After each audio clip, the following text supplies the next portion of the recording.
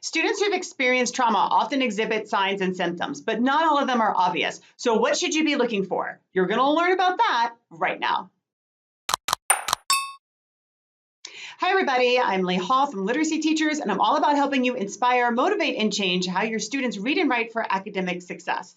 Have you ever wondered if your students have experienced trauma? Sometimes the signs and symptoms are not so obvious. So Erin Silcox is with us today to share with us things that we can look for so we can be more aware of what our students have gone through. Let's go check out what she has to say. So, trauma has some really obvious signs and symptoms, but it also has some really subtle signs and symptoms that, just like with any human behavior, doesn't necessarily mean, if somebody is displaying some of these signs and symptoms, it doesn't mean that they necessarily have experienced trauma, but knowing what to look for can help you to be more sensitive to if students have or are experiencing trauma. So, both the obvious and subtle signs and symptoms of trauma usually stem from one of two places, and those include a need for attachment and also a need to feel a sense of control and to have some control over the student's environment or to have some control over their environment.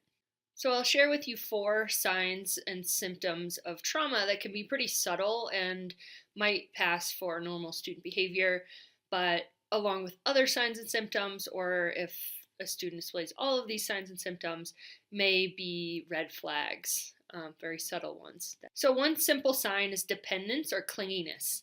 Students who've experienced trauma may show signs of dependence. They may show signs of dependence that show up as a clinginess toward students or teachers or other classroom staff or other adults in the school. Another subtle sign of trauma is attention-seeking behavior.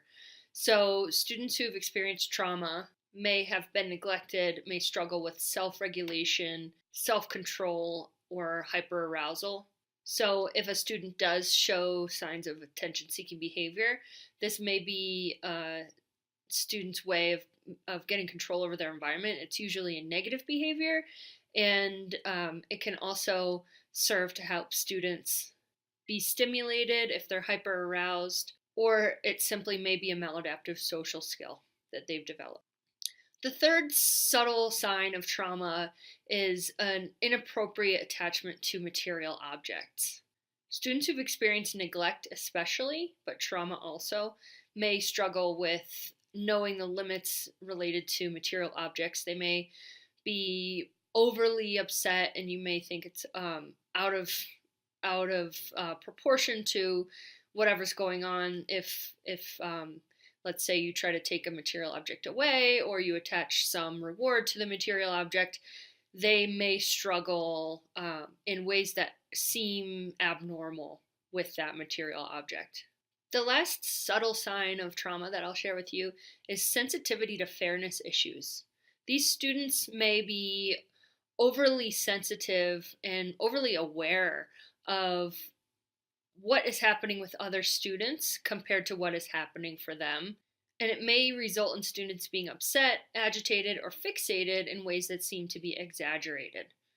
So those are some subtle signs of trauma that you want to pay attention to, and just note, don't say, oh, that kid's got issues with fairness, they must have been traumatized. That's not what I'm saying. I'm saying pay attention to student behavior. Know your students well and know when something's out of whack, and it might just be one of these things. So if you like this video, click here to watch more.